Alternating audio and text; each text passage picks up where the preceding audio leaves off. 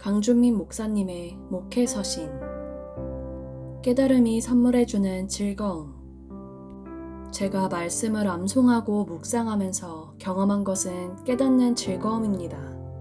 시편에서 복 있는 사람은 하나님의 말씀을 즐거워하여 그 말씀을 주야로 묵상하는 사람입니다. 오직 여호와의 율법을 즐거워하여 그의 율법을 주야로 묵상하는도다. 다윗은 하나님의 말씀을 즐거워했습니다. 하나님의 말씀을 꿀송이처럼 달다고 노래했습니다. 말씀의 맛을 아는 사람은 말씀을 즐거워합니다. 세상이 제공하는 즐거움은 유통기한이 짧습니다. 세상이 제공하는 즐거움은 잠시의 쾌락과 같습니다. 그 속에 무서운 유혹이 담겨 있습니다. 처음에는 달콤하지만 결국은 인간을 파멸시킵니다.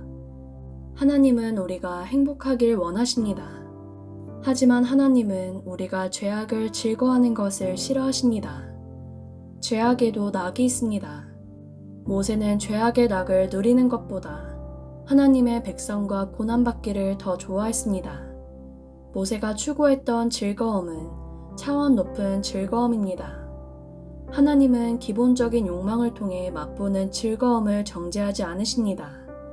먹는 즐거움, 사랑의 즐거움, 성취의 즐거움, 승진의 즐거움, 여행의 즐거움, 배움의 즐거움, 성장의 즐거움, 성공의 즐거움을 정죄하지 않으십니다. 물론 어떤 즐거움에 너무 집착하는 것은 좋지 않습니다. 어떤 것이든 집착은 위험합니다. 집착은 쓰레기를 만듭니다. 어떤 즐거움이든 너무 강렬하게 추구하게 되면 그 즐거움이 잘못되기 쉽습니다. 중요한 것은 균형입니다. 중요한 것은 적절함입니다. 중요한 것은 어느 정도 경계를 지키는 것입니다. 중요한 것은 절제할 줄 아는 것입니다. 사람은 육체적인 즐거움만으로 만족하지 못하도록 창조되었습니다. 사람은 영적인 즐거움을 추구하며 살도록 창조되었습니다. 인간은 동물과 다르게 영적인 존재입니다. 영적인 것을 갈망하고 영혼을 동경하며 살게 되었습니다. 그래서 하나님을 찬양하고 경배할 때 신비로운 즐거움을 경험하게 됩니다. 영의 양식의 말씀을 먹고 깨달을 때 영적인 충만함을 경험하게 됩니다. 거룩한 쾌락을 누리게 됩니다.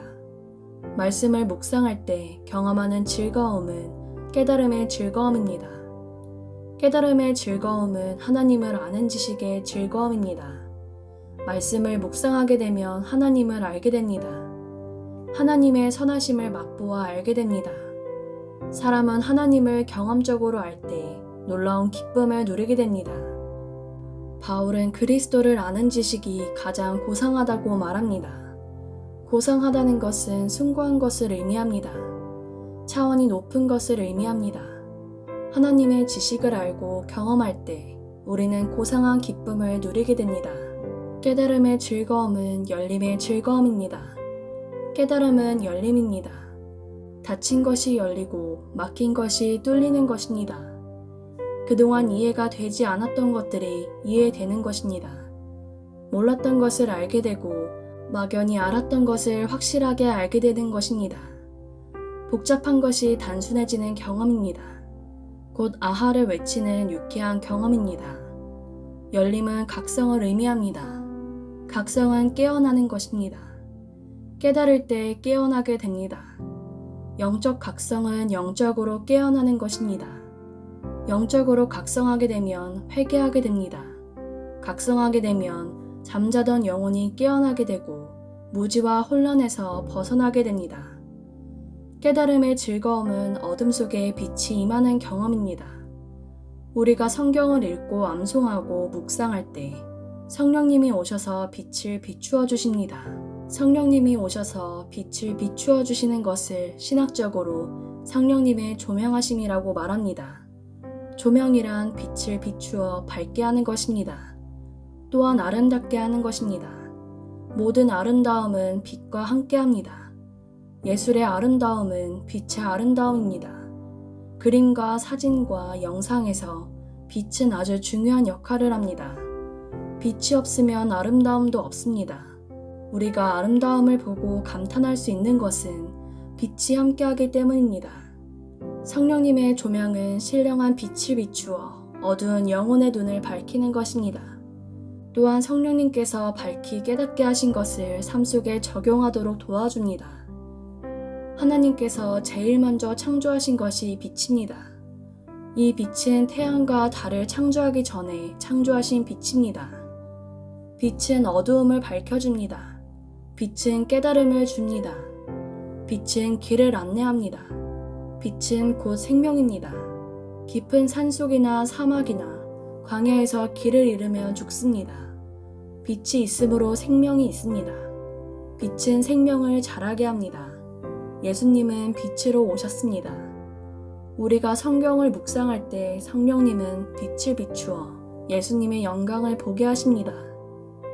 깨달음의 즐거움은 관련을 맺는 즐거움입니다. 말씀을 깨닫게 될 때 우리 인생의 사건들이 하나님의 섭리와 연결된 것을 경험하게 됩니다.